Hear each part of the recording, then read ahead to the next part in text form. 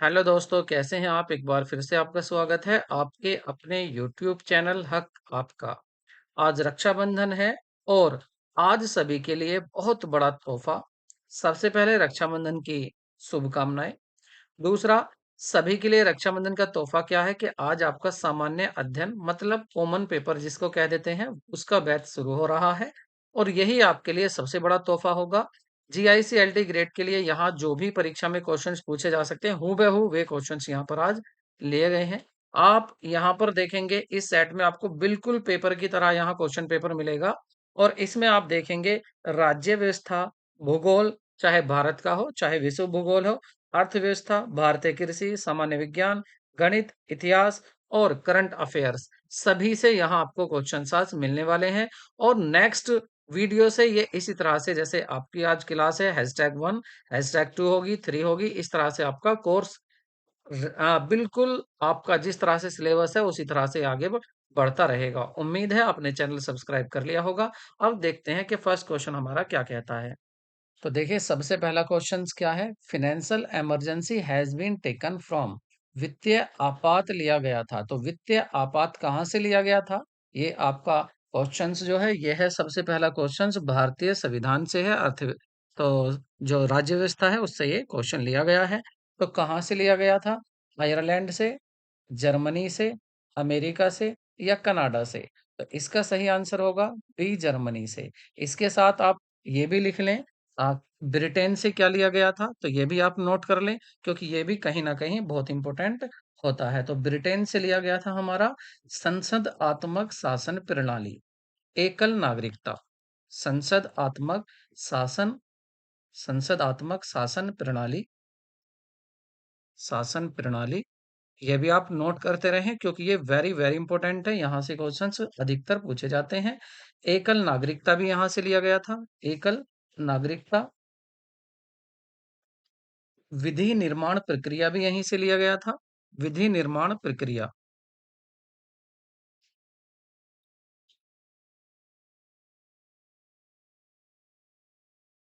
और इम्पोर्टेंट जो क्वेश्चन पूछा जाता है वो है आयरलैंड से।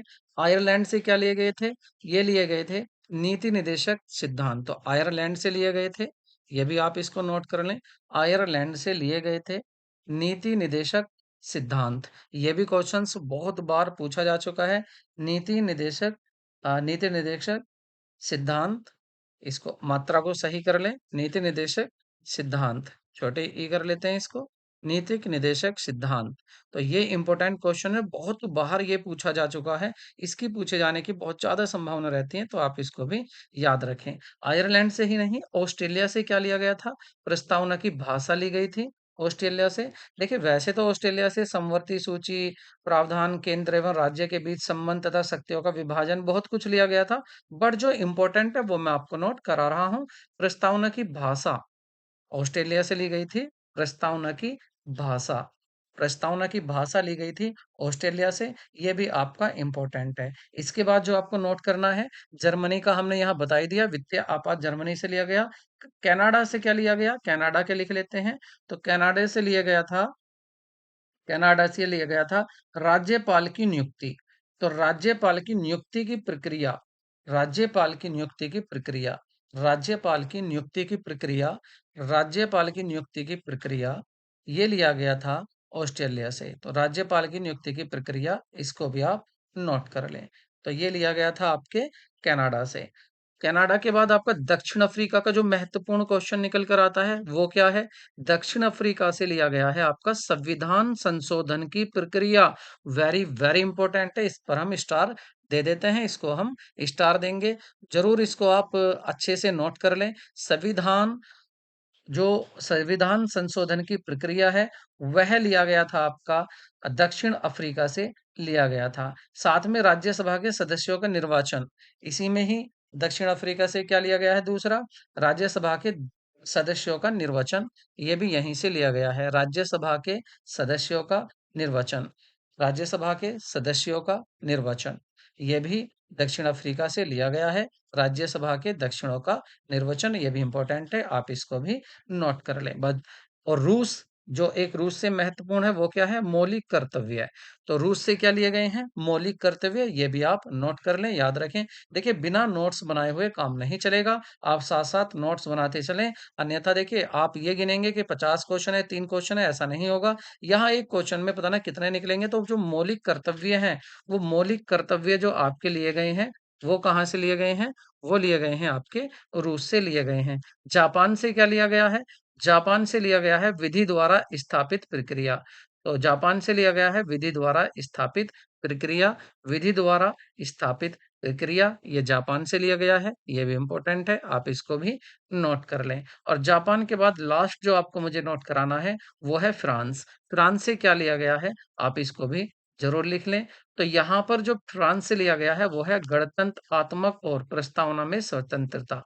गणतंत्रात्मक और गणतंत्रात्मक और प्रस्तावना में स्वतंत्रता, और साथ में और प्रस्तावना में स्वतंत्रता, और प्रस्तावना में स्वतंत्रता, और प्रस्तावना में स्वतंत्रता, ये भी कहाँ से लिया गया है? ये आपका फ्रांस से लिया गया है, गणात्मक और प्रस्तावना में स्वतंत्रता। दूसरा है, इसके साथ ये भी लिख लें, समता और बंधुत्वता का के आदर्श, ये भी फ्रांस से लिए गए हैं। समता और बंधुत्वता के आदर्श, ये भी फ्रांस से ही लिए गए हैं। ये भी इम्पोर्टेंट है, आप इसको भी लिख लें। अब चलते हैं अपने नेक्स्ट क्वेश्चन पर, क्योंकि यहाँ पर हमारा क्या हो गया है? यहाँ पर हो गया है हमारा अपने देश के जो संविधान में विदेशी स्रोत क्या-क्या हैं, कहाँ से क्या लिया गया है। अब नेक्स्ट क्वेश्चन की तरफ चलते हैं और नेक्स्ट क्वेश्चन अपना देखते हैं। नेक्स्ट क्वेश्चन क्या है हमारा? नेक्स्ट है हमारा, 6 से 14 वर्ष तक के बच्चों को मुफ्त और अनिवार्य शिक्षा का प्रावधान भारत के किस अनुच्छेद में भारत के संविधान के किस अनुच्छेद में दिया गया है? तो ऑप्शन है आपके 21 ए, 19, अ, अनुच्छेद 19, अनुच्छेद 18, या इनमें से कोई नहीं है। मुझे विश्वास है इसका आंसर आपने ज़रूर दे दिया होगा, लेकिन बात ये नहीं, बात तो ये है कि इससे इम्पोर्टेंट आपका क्या क्वेश्चन है? तो इससे रिलेटेड सबसे ज़्यादा जो ज़रूरी है, वो है कि आखिर कौन-सा अनुच्छेद संशोधन था, जिसमें 21 ए में 6 से 14 वर्ष तक के बच्चों को मुफ्त और अनिवार्य शिक्षा का प्रावधान किया गया।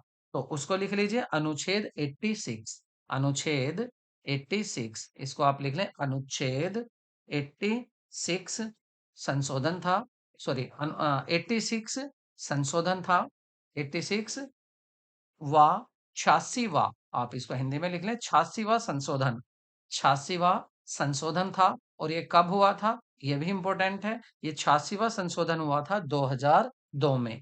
तो ये हुआ था आपका 2002 में। इसमें क्या कहा गया था कि राज्य 6 से 14 वर्ष के आयु के समस्त बच्चों को ऐसे ढंग से, जैसा कि राज्य विधि द्वारा अवधारित करे, निःशुल्क तथा अनिवार्य शिक्षा उपलब्ध कराना है। तो यहाँ पर निःशुल्क अनिवार्य शिक्षा कराना जरूरी है। और आपको ये भी पता है कि देखिए, अगर 21 ए की बात करें, तो 21 ए आपका अनुच्छेद 21 में क्या आता है? प्राण एवं दैहिक स्वतंत्रता का संरक्षण आता है, और इसी में ही 21 ए जोड़ दिया गया, मतलब 21 कै जोड़ दिया गया, और उसमें कहा गया कि अनिवार्य और निःशुल्क शिक्षा दिलानी है। नेक्स्ट क्वेश्चन क्वेश्चन पर चलते हैं, और इसका आंसर होगा हमारा ए, 21 ए। तो आप याद रखें, 86वां संशोधन है, और ये क्या बताता है? 2002 में आया था, और 21 ए ये बताता है। नेक्स्ट क्वेश्चन की तरफ चलते हैं, और नेक्स्ट क्वेश्चन है हमारा, भारतीय संविधान का वह अनुच्छेद जो राष्ट्रपति पर महाअभियोग की प्रक्रिया से संबंधित है, वो 61 है, अनुच्छेद 61 है, या फिर वो अनुच्छेद 60 है, या फिर वो अनुच्छेद 51 है, या इनमें से कोई नहीं है।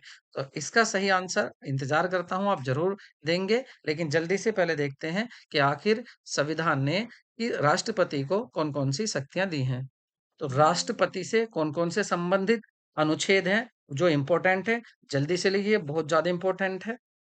तो यहाँ पर हम ये नहीं लिख रहे कि राष्ट्रपति से कौन-कौन से संबंधित है, हम लिख रहे हैं कि कौन से राष्ट्रपति से संबंधित ऐसे अनुच्छेद हैं, जो सबसे ज़्यादा एग्ज़ाम में पूछे जा रहे हैं।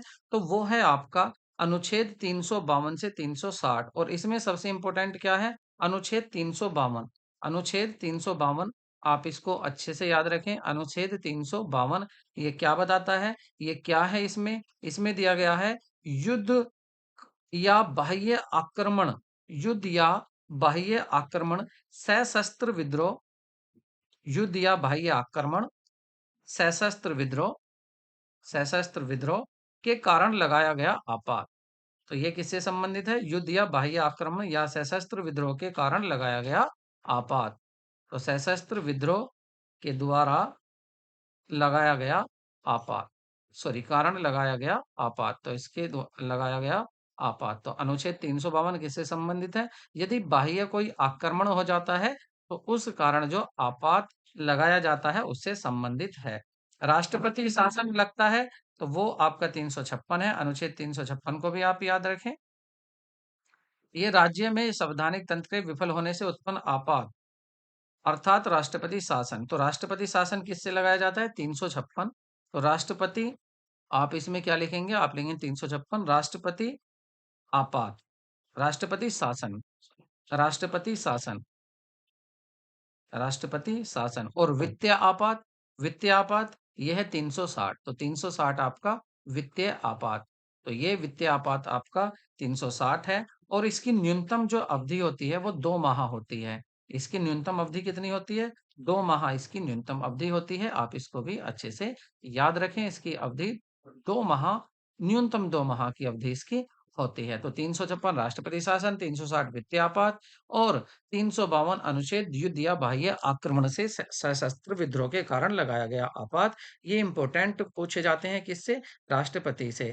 क्या हमारा यहाँ पर क्या आंसर होगा? हमारा आंसर होगा 61, क्योंकि हमसे पूछा था कि राष्ट्रपति पर महाभियोग की प्रक्रिया कौन से अनुच्छेद में बताई गई है, तो वो है आपका अनुच्छेद 61 मतलब 61। तो ऑप्शन आपका ए करेक्ट होगा। नेक्स्ट क्वेश्चन की तरफ चलते हैं।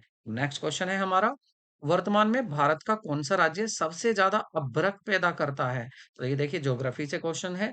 भारत में सबसे ज्यादा अभ्रक कौन पैदा करता है? आंध्र प्रदेश, उत्तर प्रदेश, राजस्थान या फिर इनमें से कोई नहीं। तो देखिए यहाँ पर आपको यही नहीं है कि आपको बस यही लर्न करना है कि सबसे ज्यादा कौन सा अभ्रक अभ्रक पैदा करने वाला कौन सा राज्य है। यहाँ ये भी महत्वपूर्ण होता है कि आपको इनका क्रम भी लगाना आना चाहिए। आखिर ये कौन कौन से नंबर वन पर, तो नंबर वन लिखते हैं तो नोट कीजिए number one. Number one Andhra Pradesh, number one पर आता है आपका आंध्र प्रदेश। और इसमें भी ब्रैकेट में लिख लीजिए, आंध्र प्रदेश में भी ब्रैकेट में लिख लीजिए नेल्लोर, नेल्लोर जिला। जो नेल्लोर जिला है वो अभ्रक का सबसे बड़ा उत्पादक है। नेल्लोर जिला, ये भी आप याद रखना क्योंकि ऑप्शन में आपको नेल्लोर भी दिया जा सकता है। नंबर दो पर आता है आपका राजस्थान, नंबर दो पर है आपका राजस्थान। और इसमें भी राजस्थान में भी जो सबसे नंबर वन पर आता है वो है आपका जयपुर। नंबर वन पर क्या है आपका? जयपुर। वैसे उदयपुर, भीलवाड़ा, अजमेर ये सब जिलों में अदरक पैदा होता है। उदयपुर, भीलवाड़ा और अजमेर, उदयपुर, भीलवाड़ा और अजमेर। और यहाँ पर भीलवाड़ा और अजमेर, जयपुर, उदयपुर, भीलवाड़ा और अजमेर। नंबर तीन की बात कर लेते हैं। नंबर तीन पर कौन सा आता है? झारखंड। नंबर तीन पर आता है आपका झारखंड। झारखंड बिहार के साथ मिलकर, देखिए अगर झारखंड प्लस बिहार की बात करें, झारखंड प्लस बिहार की बात करें तो ये दोनों मिलकर 80% अभ्रक का उत्पादन करते हैं। 80% अभ्रक का उत्पादन करते हैं अकेले झारखंड और बिहार। लेकिन फिर भी अगर अकेला देखा जाए कि सबसे ज्यादा कौन उत्पादक करता है, वो आपका आंध्र प्रदेश ही होगा। तो यहाँ हमारा आंसर क्या करेक्ट हो जाएगा? ऑप्शन हमारा ए करेक्ट हो जाएगा। नेक्स्ट क्वेश्चन की तरफ चलते हैं। तो नेक्स्ट क्वेश्चन है हमारा, किसे tiger man of the India कहा जाता है? टाइगर मैन ऑफ इंडिया किसको कहा जाता है? कैलाश साखल को कहा जाता है, सलीम अली को कहा जाता है, मेटा पाटर को कहा जाता है या इनमें से कोई नहीं। तो वैसे हमारा सही आंसर क्या होगा? सलीम अली होगा। लेकिन बात ये आती है कि आखिर कैलाश साखल को क्या कहा जाता है? तो कैलाश साखर को कहा जाता है टाइगर। क्या कहा जाता है? Tiger man of, tiger man of India. तो इसको कहा जाता है टाइगर मैन ऑफ इंडिया, इसको कहा जाता है। साथ ही ये भी देख लेते हैं कि आपका मेधा पाटकर को क्या कहा जाता है। तो मेधा पाटकर को कहा जाता है, सॉरी ये आंसर गलत है थोड़ा, इसको सही कर लेते हैं। देखिए टाइगर मैन ऑफ इंडिया जो कहा जाता है वो कैलाश साखल को कहा जाता है। और सलीम अली को क्या कहा जाता है? इसको आप नोट कर लें। सलीम अली को कहा जाता है, इनको कहा जाता है भारत के बर्ड मैन। तो भारत के बर्डमैन ये कौन है? सलीम अली। भारत के बर्डमैन सलीम अली। और कैलाश साखल क्या है? Tiger man of India. तो टाइगर मैन ऑफ इंडिया किसे कहा जाता है? कैलाश साखल को कहा जाता है। टाइगर कौन है? कैलाश। और सलीम कौन है? ये है bird of India. Birdman of India ये सलीम है। और अगर बात करें मेधा पाटकर की, तो मेधा पाटकर को किस नाम से जाना जाता है? और सॉरी, ये किस लिए प्रसिद्ध है? नर्मदा बचाओ आंदोलन। नर्मदा बचाओ आंदोलन, इसको आप नोट कर लें, इंपॉर्टेंट है ये भी। नर्मदा बचाओ आंदोलन की ये संस्थापक है। नर्मदा बचाओ आंदोलन की ये संस्थापक है। नर्मदा बचाओ आंदोलन की ये संस्थापक है। जिनका, अच्छा, इनका जन्म वैसे लिखना नहीं है, 1954 में हुआ था, ये नहीं आता है, बस इतना ही पूछा जाता है कि जो नर्मदा बचाओ आंदोलन की संस्थापक कौन है। तो आपको याद रखना है, ये कौन है नर्मदा बचाओ की? ये है आपके मेधा पाटकर। नेक्स्ट क्वेश्चन की तरफ चलते हैं, और यहाँ ऑप्शन हमारा हो जाएगा करेक्ट। करेक्ट ऑप्शन हो जाएगा हमारा ए। टाइगर मैन कौन है? हमारे कैलाश साकल है। नेक्स्ट क्वेश्चन की तरफ चलते हैं, और देखिए कितना बेहतरीन क्वेश्चन आपके लिए है। निम्नलिखित में से कौन सा युग्म सुमेलित नहीं है? यहाँ आपसे चेक करा रहा है कि आप पर कितना कितना अच्छे से ये क्वेश्चन आता है। गिर, एशियाई शेर, केवलादेव, साइबेरियन सारस, काजीरंगा एक सींग वाला गैंडा, और दाचीगम हाथी। तो कौन सा यहाँ पर ऐसा है जो यहाँ पर आपका सुमेलित नहीं है? इसका सही आंसर जो होगा वो होगा आपका ए। क्योंकि देखिए, अगर बात करें यहाँ पर गिर एशियाई शेर है, बिल्कुल सही है। केवलादेव में साइबेरियन सारस पाए जाते हैं, ये भी बात सही है। काजीरंगा जो कि असम में है, एक सींग वाला गैंडा पाया जाता है। और दाचीगम हाथी नहीं है, ये यहाँ पर गलत दिया हुआ है, इसका आंसर गलत है। तो यही हमारा आंसर होगा, ये सही मैच नहीं है। क्योंकि हाथी नहीं, दाचीगम की अगर बात करें तो यहाँ पर मुख्य रूप से जो मिलता है वो है हंगुल। वो क्या है? हंगुल। अब आप कहेंगे हंगुल क्या है? तो हंगुल है आपका कश्मीरी हिरण। कश्मीरी हिरण है। यही नहीं, यहाँ पर वैसे तेंदुए, हिमालय, काले भालू, कस्तूरी मर्ग भी पाए जाते हैं, बट जो फेमस जो है वो है हंगुल। तो हंगुल को आपसे पूछता है, तो हंगुल को याद रखें। दाचीगम, हंगुल, और साथ में इसके लिए यहाँ पर विशेष एक उत्तर प्रदेश का भी आप याद रखें। उत्तर प्रदेश के बारे में भी यहाँ पूछ लिया जाता है, तो उत्तर प्रदेश का आप थोड़ा पक्षी का भी याद रखिए। देखिए, एक पूछा जाता है उत्तर प्रदेश में सांडी पक्षी विहार। तो सांडी पक्षी विहार को आपको याद रखना है। सांडी पक्षी विहार ये उत्तर प्रदेश में है, इसको भी आपको याद रखना है। सांडी पक्षी विहार उत्तर प्रदेश। और यहाँ पर जो अगर बात करें आपका एक इसमें जो बखीरा पक्षी विहार, ये भी आपके उत्तर प्रदेश में है।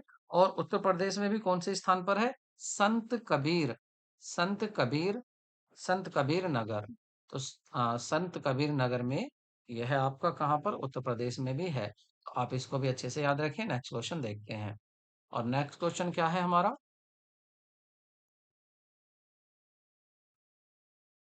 तो नेक्स्ट क्वेश्चन होगा हमारा, किस देश को झीलों का देश कहा जाता है? फिनलैंड, नॉर्वे, स्विट्जरलैंड, या इनमें से कोई नहीं? तो सही आंसर होगा आपका फिनलैंड। फिनलैंड को झीलों का देश कहा जाता है। नेक्स्ट क्वेश्चन देखते हैं। नेक्स्ट क्वेश्चन है आपका, ग्रह क्या है? आखिर ग्रह क्या है ये आपको बताना है। प्लैनेट्स के बारे में पूछ रहा है। ऐसा अप्रकाशमान पिंड जो टिमटिमाते हैं, मतलब खुद का तो प्रकाश है नहीं लेकिन टिमटिमाते हैं, क्या उन्हें ग्रह ग्रह कहेंगे? या फिर ऐसा प्रकाशमान पिंड जो टिमटिमाते हैं, मतलब प्रकाश है उनका खुद का और वो टिमटिमाते हैं, या फिर ऐसा प्रकाशमान पिंड जो टिमटिमाते नहीं है। ऐसा जो टिमटिमाते नहीं है, ऐसा प्रकाशमान पिंड होगा, या ऐसा अप्रकाशमान पिंड होगा जो टिमटिमाते नहीं है? तो करेक्ट आंसर होगा, तो देखिए सही आंसर होगा ऐसा प्रकाशमान पिंड जो टिमटिमाते नहीं है। क्यों? क्योंकि ग्रह में अपना प्रकाश नहीं होता है, और वो तारे होते हैं जो टिमटिमाते हैं।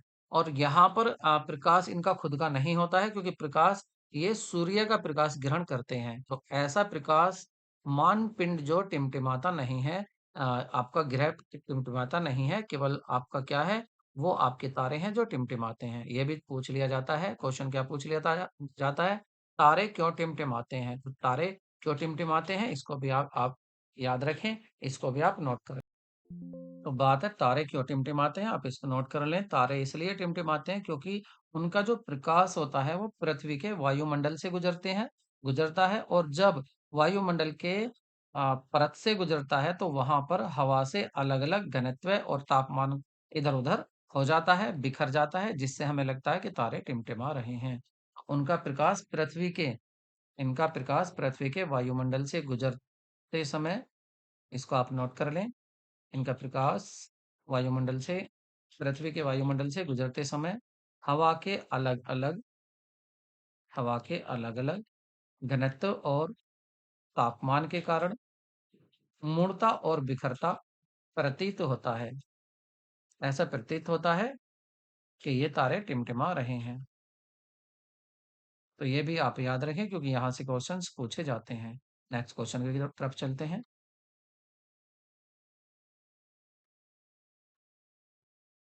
मुड़ता और बिखरता है।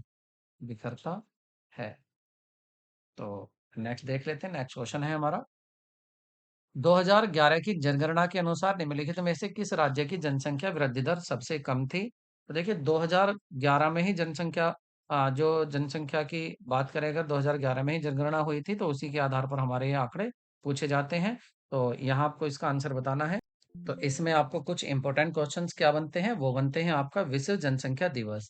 तो विश्व जनसंख्या दिवस कब मनाया जाता है, इसको भी आप नोट कर लें। विश्व जनसंख्या दिवस आप इसको अच्छे से नोट कर लें, क्योंकि यहाँ से काफी बार क्वेश्चन पूछे जा चुके हैं और इसकी संभावना है कि इस बार भी पूछा जाएगा। तो विश्व जनसंख्या दिवस आपका 11 जुलाई को मनाया जाता है। 11 जुलाई आप इसको अच्छे से नोट कर लें, 11 जुलाई। और दूसरा क्या है इसमें कि 2011 जब जनगणना हुई थी तो उसकी थीम क्या थी, तो आप इसको नोट कर लें। 2011 जनगणना थीम। तो 2011 जनगणना थीम जो थी उसको भी आप नोट कर लें। 2011 की जनगणना थीम क्या थी? तो जनगणना थीम थी, किसी को पीछे न छोड़ें, सभी की गिनती करें। किसी को पीछे न छोड़ें, सॉरी, थीम थी आपकी हमारी जनगणना हमारा भविष्य। हमारी जनगणना हमारा भविष्य। हमारी जनगणना हमारा भविष्य। तो ये हमारे 2011 जनगणना थीम थी, हमारी जनगणना हमारा भविष्य। हम अवर सेंसस अवर फ्यूचर। हमारी जनगणना हमारा भविष्य। तो ये क्या है, हमारी 2011 की जनगणना की थीम थी। और जब थीम की बात हो ही रही है तो 2024 के लिए भी लिख लेते हैं। 2024 जनगणना की थीम क्या थी, इसको भी आप नोट कर लें। ये थी आपकी, किसी को पीछे न छोड़ें, कोमा सभी की गिनती करें। किसी को पीछे न छोड़ें, सभी की गिनती करें। किसी को पीछे न छोड़ें, किसी को पीछे न छोड़ें, किसी को पीछे न छोड़ें, सभी की गिनती करें। किसी को पीछे न छोड़ें, सभी की गिनती करें। सभी की गिनती करें। किसी को पीछे न छोड़ें, सभी की गिनती करें। अब थोड़ा सा इसके बारे में और इम्पोर्टेंट बात की आ जाती है, वो ये आ जाती है कि आखिर भारत में पहली बार विधिवत जनगणना कब हुई थी। बात यहाँ विधिवत जनगणना की बात करें, ये नहीं पूछ रहे स्वतंत्र भारत में पहली कब हुई थी। स्वतंत्र भारत में पहले आप इसी को नोट कर लें। चलो, विधिवत जो हुई थी, तो विधिवत जो सबसे पहले विधिवत जनगणना हुई थी भारत में, विधिवत जनगणना विधिवत जनगणना पहली, इसको नोट कर लें, पहली। पहली जो थी, पहली, इसको ये नोट कर लें, विधिवत जनगणना पहली। तो ये हुई थी 1872 ईस्वी में। और उस समय जो यहाँ पर आपका कौन थे, उस समय किसके समय में हुई थी, ये लॉर्ड मेयो के समय में हुई थी। तो ये भी लिखें, लॉर्ड मेयो के समय में, लॉर्ड मेयो के समय में ये हुई थी।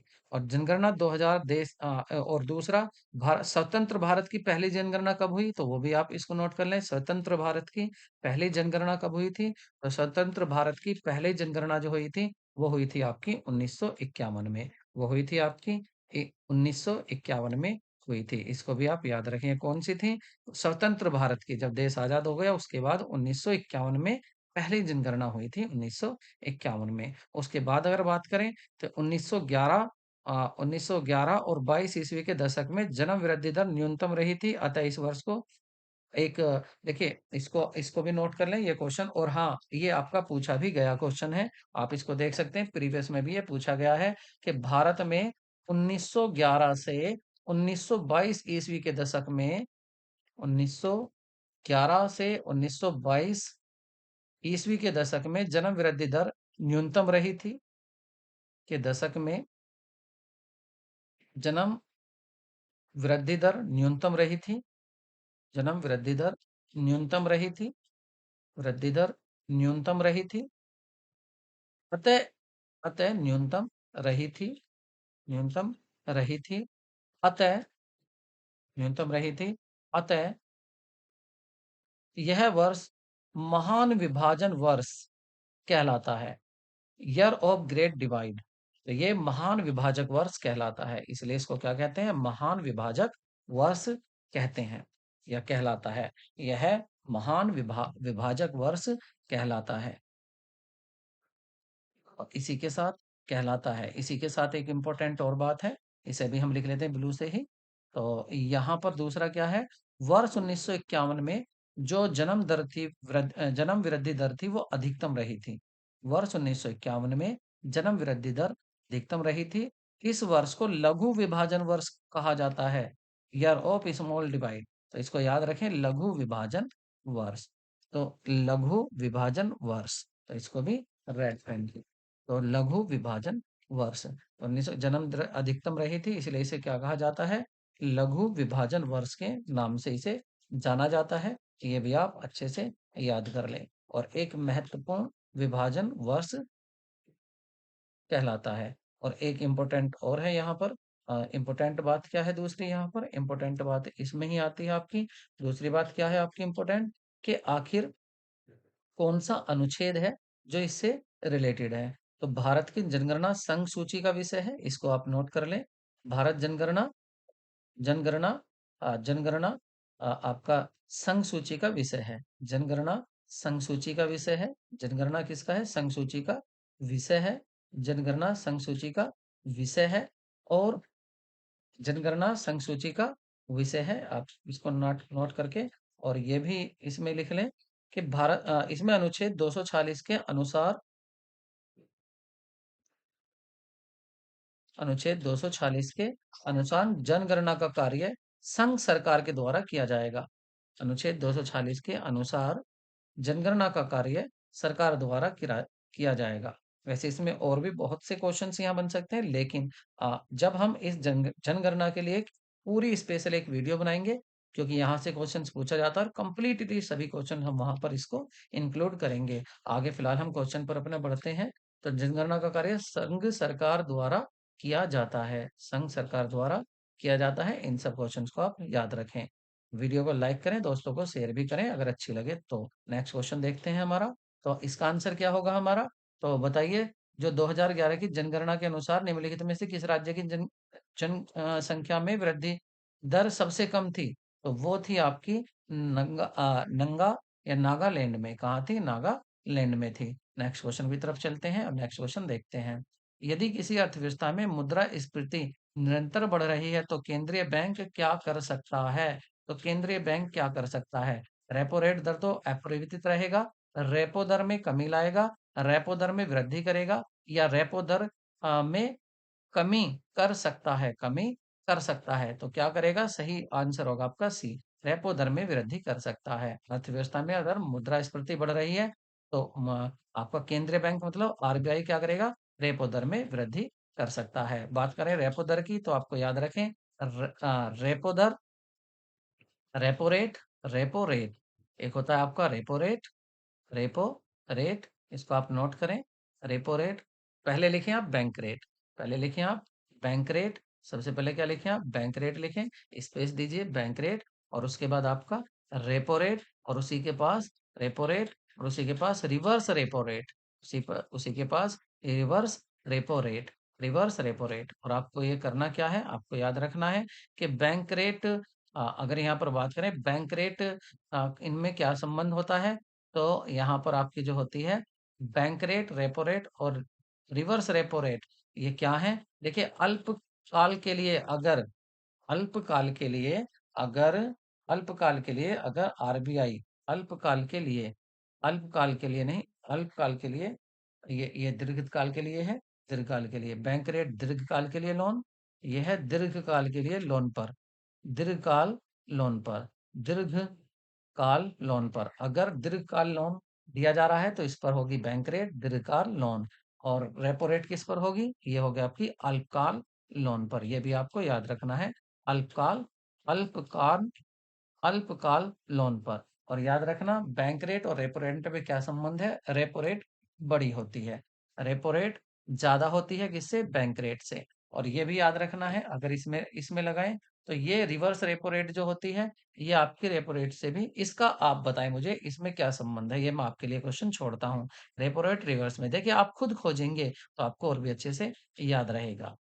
तो आप इसको ज़रूर बताएँ। वैसे मैं आपको बता देता हूँ कि ये जो होती है रिवर्स रेपो रेट, ये ज़्यादा होती है किससे? रेपो रेट से। अब याद रखना इसमें होता क्या है? देखिए, अगर आरबीआई लोन देता है किसको? कमर्शियल बैंक को। आरबीआई लोन देता है कमर्शियल बैंक को, तो आरबीआई क्या चार्ज करता है? बैंक रेट और रेपो रेट। बैंक रेट और आरबीआई लोन देता है कमर्शियल बैंक को। लोन देता है कमर्शियल बैंक को, तो यहाँ पर ये चार्ज करता है बैंक रेट और रेपो रेट। बैंक रेट और रेपो रेट, तो यहाँ लिख लेते हैं इसके आगे बैंक रेट और रेपो रेट। आरबीआई लोन देगा किसको? कॉमर्शियल बैंक को, तो यहाँ पर क्या चार्ज करेगा? बैंक रेट और रेपो रेट। ये पता ही है। लंबे समय के लिए उधार दे रहा है तो दीर्घकाल के लिए तो बैंक रेट, कम समय के लिए दे रहा है तो आपका रेपो रेट, ये ऊपर लिख ही दिया है। दूसरा क्या है? अगर उल्टा होता है, रिवर्स भी हो सकता है, इसका उल्टा होता है, अगर कॉमर्शियल बैंक से आरबीआई ले रहा है तो वहां पर आपका रिवर्स रेपो रेट काम करेगा। नेक्स्ट क्वेश्चन की तरफ चलते हैं, और नेक्स्ट क्वेश्चन हमारा क्या होगा? आंसर इसका क्या हो गया था हमारा? सही, सी आपका सही हो गया था। नेक्स्ट क्वेश्चन देखते हैं। तो नेक्स्ट है हमारा, किसकी पुस्तक दी वेल्थ ऑफ नेशन को पूंजीवाद अर्थव्यवस्था का उद्गम माना जाता है? प्रोफेसर लाज, या एडम स्मिथ, या फिर कार्ल मार्क्स, या इनमें से कोई नहीं? तो सही आंसर होगा आपका एडम स्मिथ। एडम स्मिथ आपका करेक्ट आंसर हो जाएगा। तो ये एडम स्मिथ ही है, इसका भी आप याद रखें। एडम स्मिथ ही हैं जिसको आधुनिक अर्थशास्त्र का जनक माना जाता है। आधुनिक अर्थशास्त्र के जनक, आधुनिक अर्थशास्त्र के जनक, आधुनिक अर्थशास्त्र के जनक, आधुनिक अर्थशास्त्र के जनक किसको कहा जाता है? ये आपके एडम स्मिथ को ही कहा जाता है आधुनिक अर्थशास्त्र के जनक। आधुनिक अर्थशास्त्र के आधुनिक अर्थशास्त्र के जनक।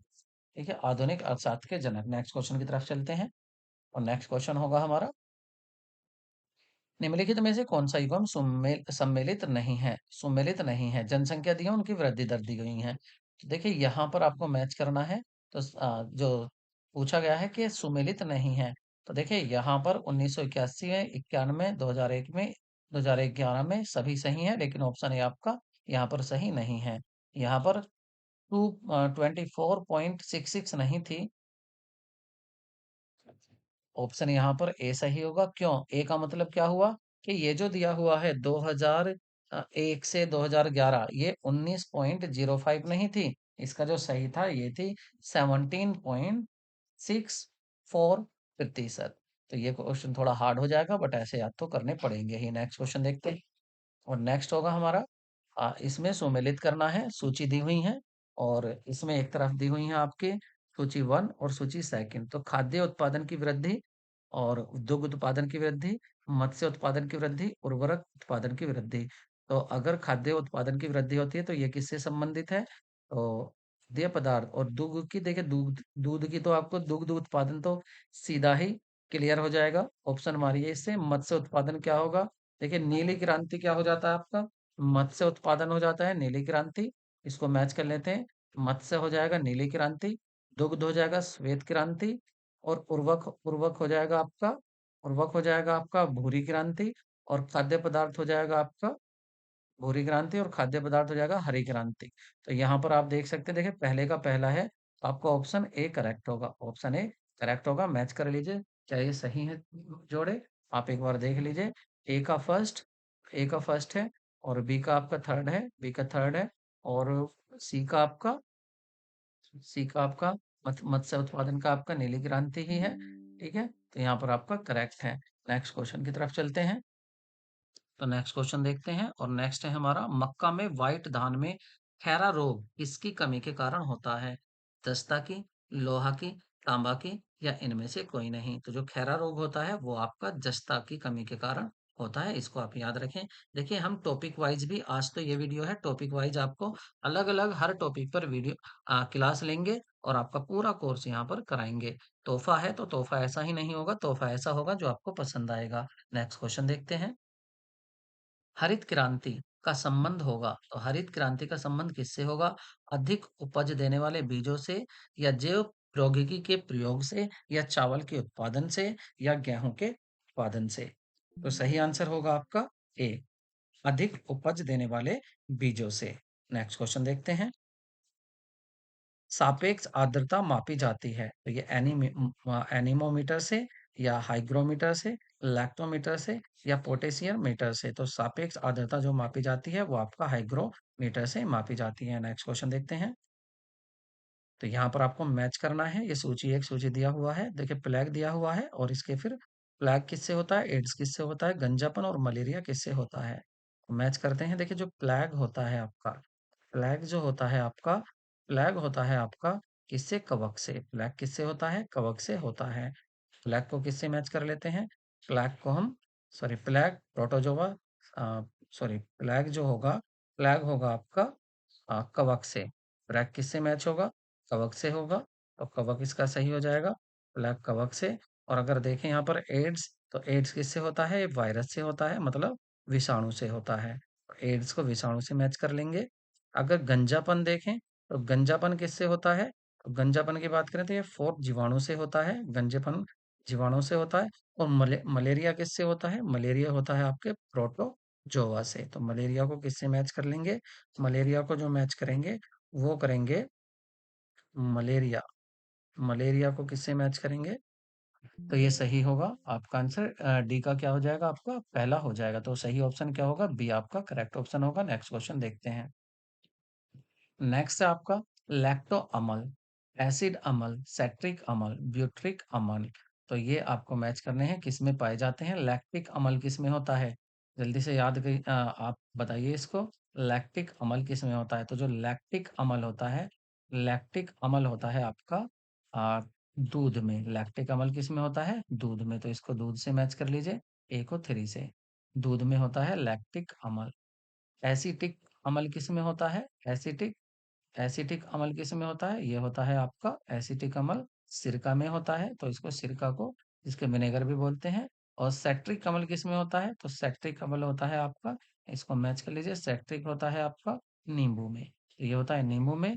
और आपका ब्यूट्रिक अम्ल होता है, ये किस में होता है आपका, दुग्ध युक्त मक्खन में, दुर्गंध युक्त मक्खन में होता है। तो सही ऑप्शन आपका डी होगा।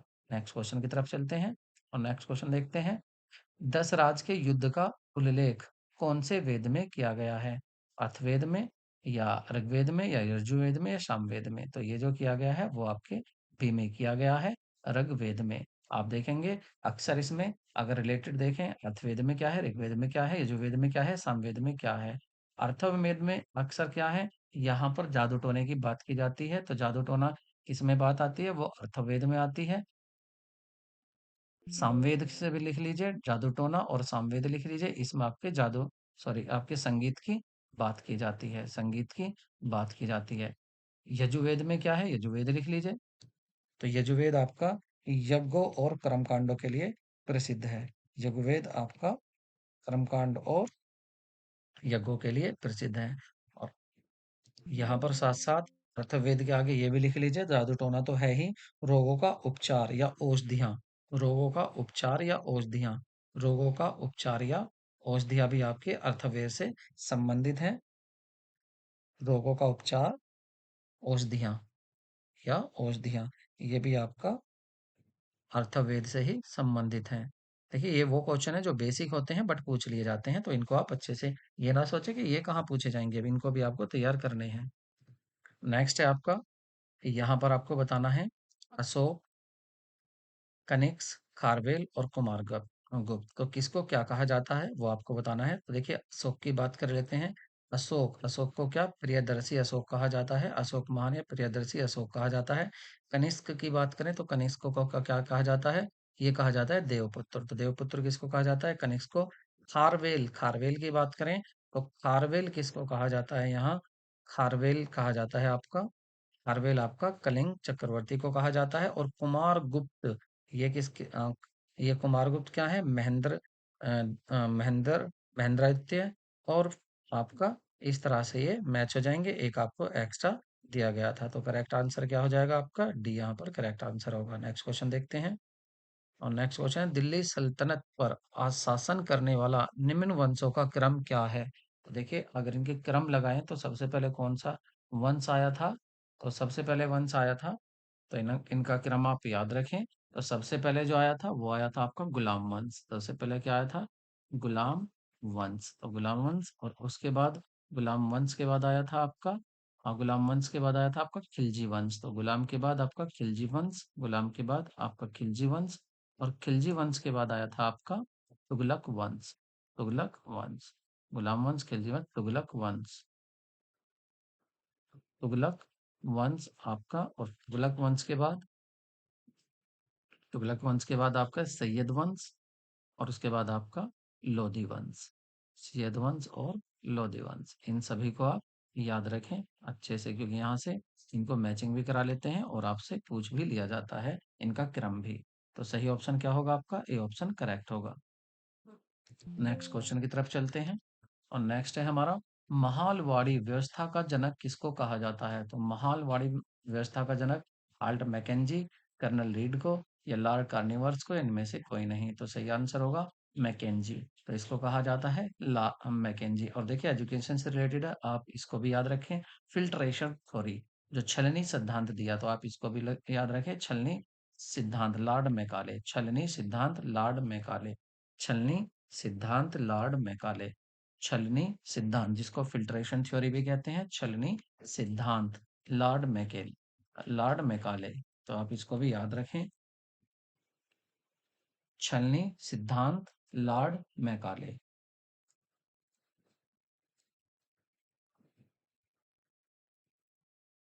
छलनी सिद्धांत लॉर्ड मैकाले ने दिया था, आप इसको भी याद रखें, ये भी इंपॉर्टेंट है। नेक्स्ट क्वेश्चन देखते हैं। नेक्स्ट आपका, 23वां वरुण अभ्यास किसके बीच हुआ था? 23वां वरुण अभ्यास किसके बीच हुआ था? तो ये हुआ था आपका भारत और फ्रांस के बीच। नेक्स्ट क्वेश्चन देखते हैं। देखिए, करंट से रिलेटेड है, तो करंट आपकी बदल जाएगी। ये तो आज हमने ली है करंट में, क्योंकि ये दिखाना है आपको, ये बताना है कि पूरा पेपर देखिए कितने मार्क्स का, कितने क्वेश्चंस कौन से आपके भूगोल से कितने आते हैं, आपके इतिहास से कितने आते हैं। आगे हम टॉपिक वाइज करेंगे, तो हम करंट अफेयर्स को अलग से लेंगे। देखिए, खेलो इंडिया यूथ गेम्स 2025 का खिताब किसने जीता है? तो ये जीता है आपके महाराष्ट्र ने। नेक्स्ट क्वेश्चन देखते हैं। और नेक्स्ट आपका, हैप्पीनेस रिपोर्ट में 2025 में भारत का स्थान कौन सा है? 2025 में भारत का स्थान कौन सा है? तो भारत का स्थान आपका 118वां, मतलब ऑप्शन ए सही होगा। तो देखिए, यहाँ पर याद रखना और क्या जरूरी है, फिनलैंड जो है वो जो नंबर 1 पर है, फिनलैंड नंबर 1 पर है, और डेनमार्क हो गया है आपके दूसरे स्थान पर। नंबर 1 पर फिनलैंड, नंबर 2 पर आपका डेनमार्क, नंबर 3 पर आपका आइसलैंड। और देखिए, सबसे हंसी की बात देखिए, जिस पर आपको सबसे ताज्जुब होगा, वो ये है कि देखिए, पाकिस्तान हमसे आगे 109वें स्थान पर है। पाकिस्तान की अगर बात करें, तीसरे पर था आइसलैंड, तीसरे पर है आपका आइसलैंड। और देखिए, सबसे बड़ी बात क्या है, जो सरप्राइजिंग करने वाली, वो है पाकिस्तान। पाकिस्तान कौन से स्थान पर है? 109वें स्थान पर है। मतलब हम 118वें स्थान पर हैं, और पाकिस्तान 109वें स्थान पर है। पाकिस्तान 109वें स्थान पर है। बांग्लादेश हमसे आगे है, बांग्लादेश भी हमसे आगे है। बांग्लादेश का क्या है? बांग्लादेश का यहाँ पर जो बताते चलें तो वो है, खैर वो तो हमसे पीछे है, 134वां। नेपाल हमसे आगे है। नेपाल की बात करें तो नेपाल का 92 स्थान है, नेपाल का 92 स्थान है। नेक्स्ट क्वेश्चन की तरफ चलते हैं।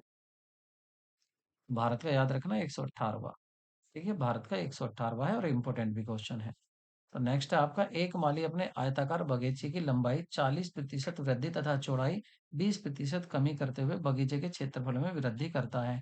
नए बगीचे का क्षेत्रफल क्षेत्रफल नए बगीचे का क्षेत्रफल आप 20% बढ़ जाएगा, 12% से बढ़ जाएगा, 8% से बढ़ जाएगा, या बिल्कुल पुराने क्षेत्रफल के जितना ही रहेगा। देखिए, इसको मैं आपको शॉर्ट ट्रिक से बताता हूँ। देखिए, अगर बात करें यहाँ रेक्टेंगुलर की लंबाई चौड़ाई, तो आयताकार में ही होंगी, आयत में होंगी रेक्टेंगुलर की। और जहां पर इसके वृद्धि की चौड़ाई की बात आए तो इसके लिए एक फॉर्मूला लिख लीजिए। आप इस फॉर्मूले से इसको आसानी से कर सकते हैं।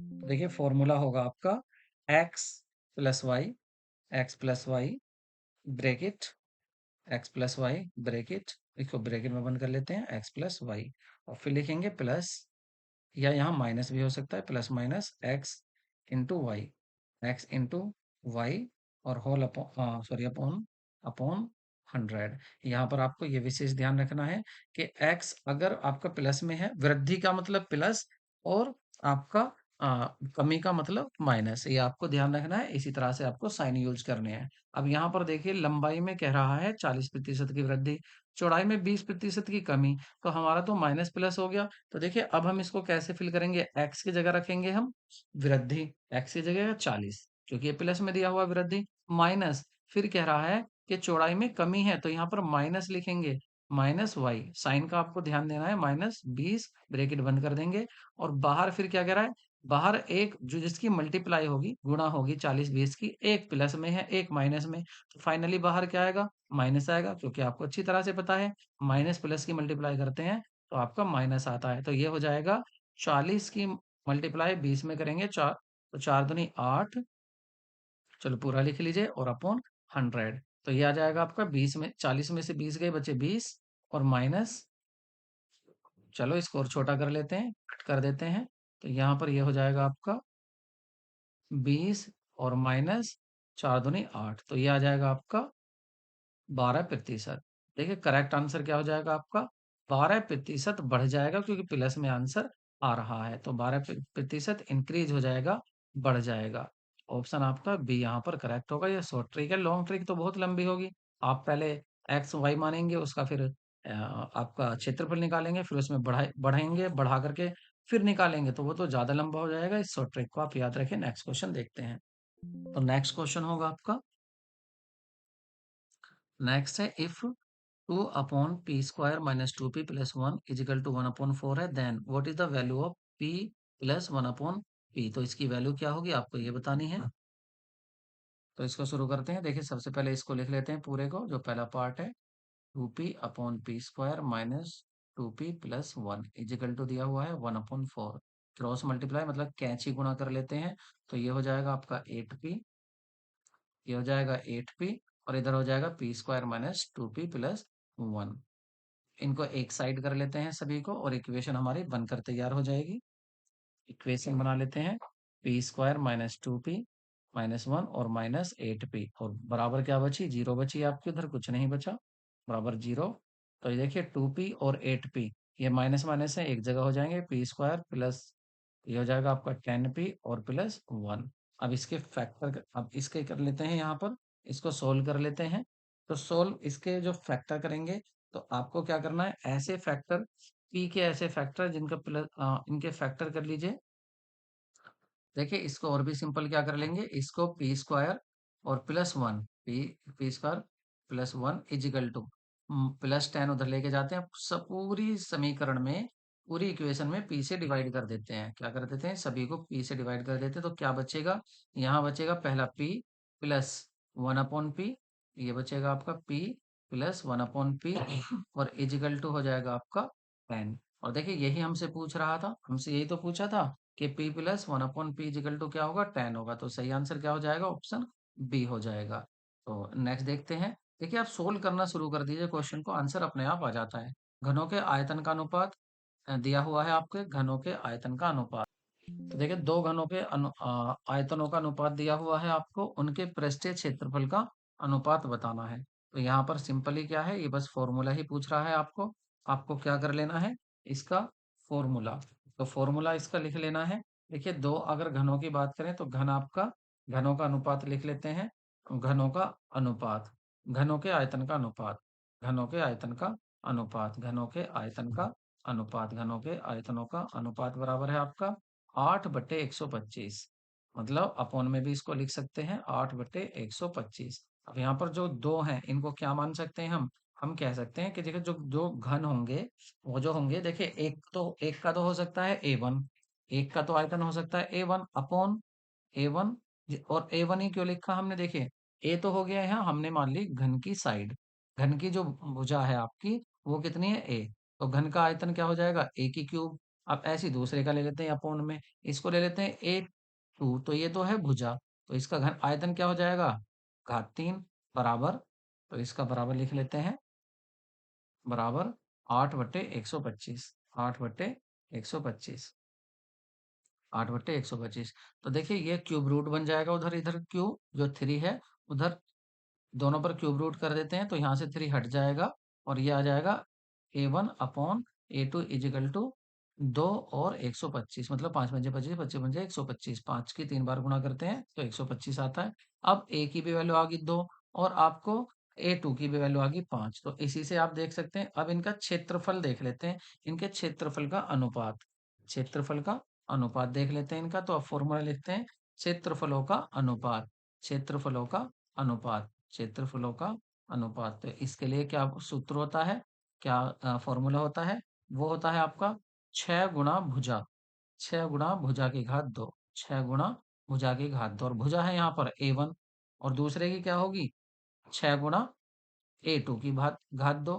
तो ये हो जाएगा बराबर क्या होगा, ये इसकी वैल्यू पुट कर लेते हैं। तो देखो 6 इंटू एक ए की वैल्यू क्या थी हमारी 2 थी, तो 6 इंटू 2 की वैल्यू 2 कर देते हैं, 2 इंटू 6, 2 की वैल्यू 2, और ऐसी अपॉन में क्या हो जाएगा 5, 5 की वैल्यू 2 और इंटू 6, तो ये आ जाएगा आपका 2 4 4 6 24, ऊपर आ जाएगा 24 और नीचे आएगा 25 छिक्का 150, 25 छिक्का क्या आ जाएगा, सॉरी नीचे आ जाएगा 5 पंजे 25, नीचे क्या आ जाएगा 5 पंजे 25।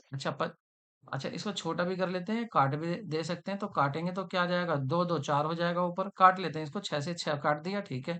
तो अब इसको कर लेते हैं 2 दूनी 4, या 24 की जगह 4 आ जाएगा, इरेजर ले लेते हैं, 24 की जगह 4 हो जाएगा और यहाँ पर नीचे 5 पंजे 25 हो जाएगा।